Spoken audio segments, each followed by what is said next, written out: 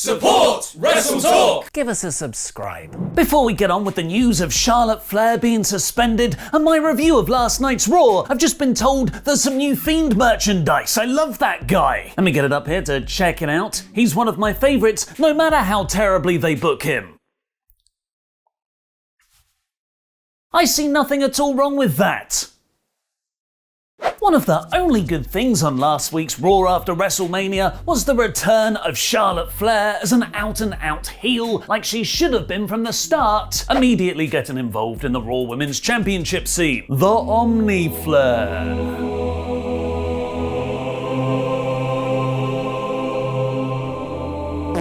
The storyline continued in last night's main event where she faced off against Asuka and lost. Yeah, that's right, Charlotte Flair lost to Asuka. Way to get that Mania 34 win back 3 years late. It was because Rhea Ripley broke up a figure 8 behind the referee's back. So Flair brutally attacked the official after the match in the show closing angle, laying elbows to the back of his head as other referees tried to break it up. On Raw Talk, immediately following the episode, definitely not Raw General Manager Adam Pearce confirmed Charlotte has been indefinitely suspended and fined $100,000 for unprofessional conduct. This is most definitely storyline, and not a way to write Flair off TV for an extended period, like she was before WrestleMania, as WWE appears to be building to a three-way for the Raw Women's Championship at WrestleMania.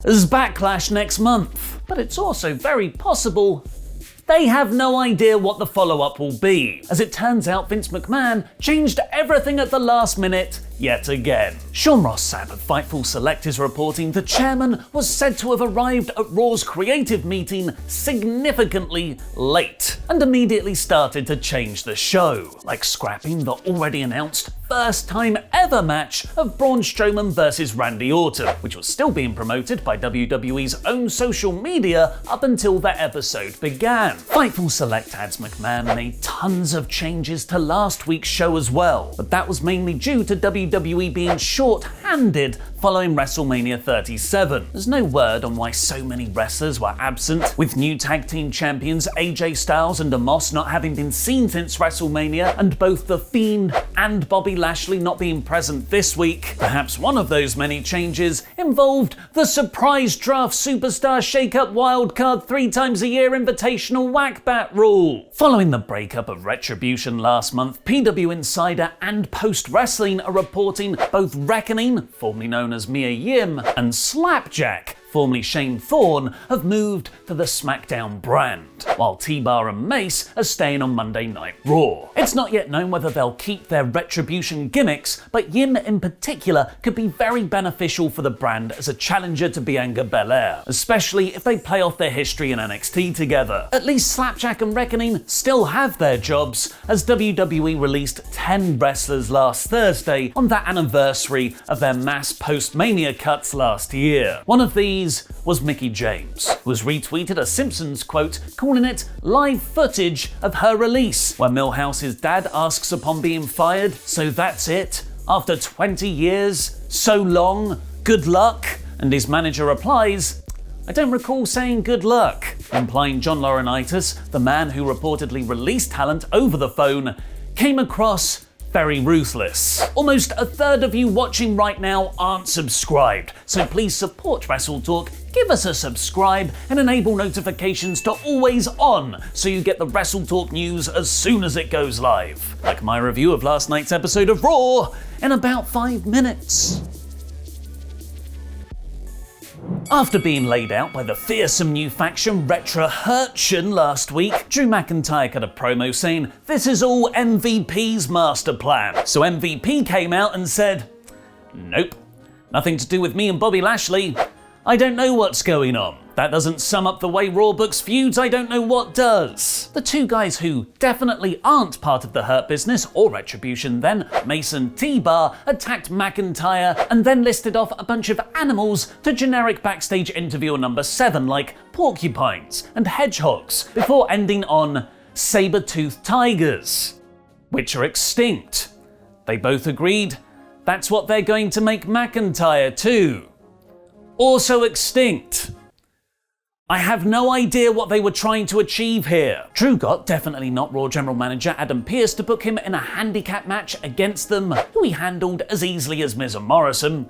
Way to get over the big guys, Vince. So Mason T-Bar beat him up so much, the referee DQ'd them. This brought out Braun Strowman for the save, not because of any character reasons, just because WWE needed another big guy. Because that's what they always teach you in writing classes. Everything should be driven by plot, not character. Character is massively overrated. And we got a tag team match players where Drew tore Mace's mask off, which made the referee DQ Drew. This company still manages to do 50-50 booking, even with disqualifications. The one shining light here is that Braun also ripped off T-Bar's mask, meaning him and Mace might be able to leave the Retribution looks behind from next week. If only Braun could have ripped off their names too. The Viking Raiders are back, remember? Wonder what big feud WWE have planned for their return. Nope, not anything with new tag team champions AJ and Omos, who are still nowhere to be seen. Just another match against the team they beat last week, Cedric Alexander and Shelton Benjamin,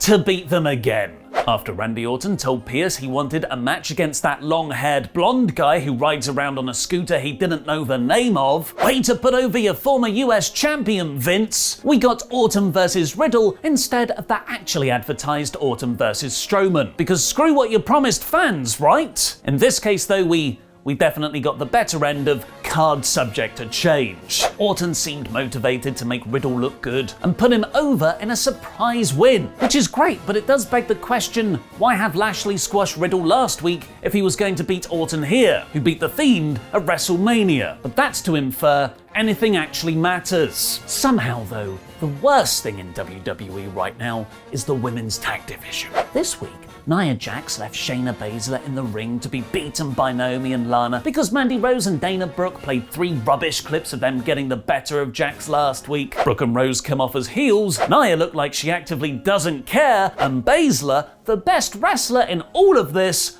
got pinned again. But wait, there's more!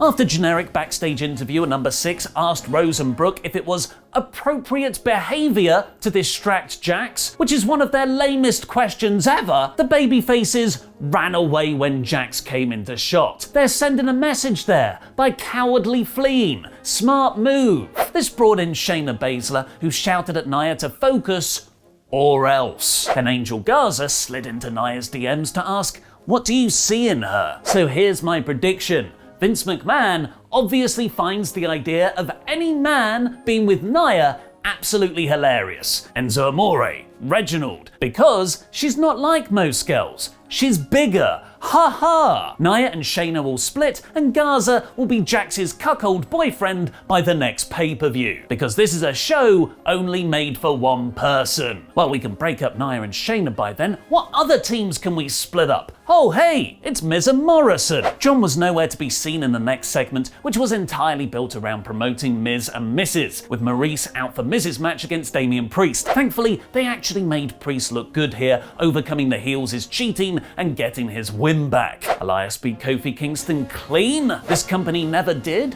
and never will see anything in Kofi ever again. Alexa Bliss explained that her doll friend Lily, hi, I'm Lily, has been with her for a very long time, creepily photoshopping it into old childhood photos. It was actually really effective. Lily made Bliss hurt other girls back then because she didn't like them. And now, guess what? She doesn't like any of the Raw women's roster either. This definitely seems to end any relationship between Bray Wyatt and Bliss. They're just off to do their own things now. Gangs of New Sheamus said he's not going to do the John Cena US title open challenge gimmick, but then totally did, inviting anyone to come out and get some. It was actually a really fun heel ruse, as he then proceeded to beat the crap out of Humberto Carrillo before the bell. And the main event saw Charlotte versus Asuka, which you know was serious because Asuka called Flair a bitch. They had an intense match from the start, with Rhea Ripley watching on from ringside, breaking up Flair's figure 8 and letting Asuka get the roll-up win. That's where we had Charlotte flip and beat up a referee, which is a pretty major angle by WWE standards, who don't often assault officials these days. What did you think of Raw? Let me know in the comments down below and vote in our poll on a poll match on the community tab, where 74% of you voted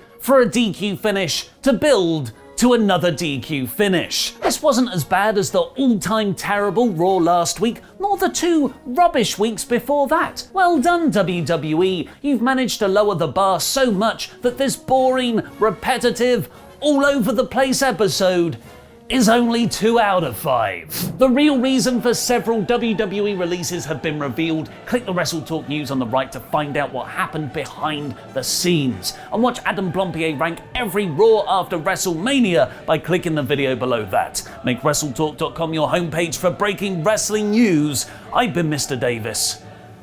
Jam that jam.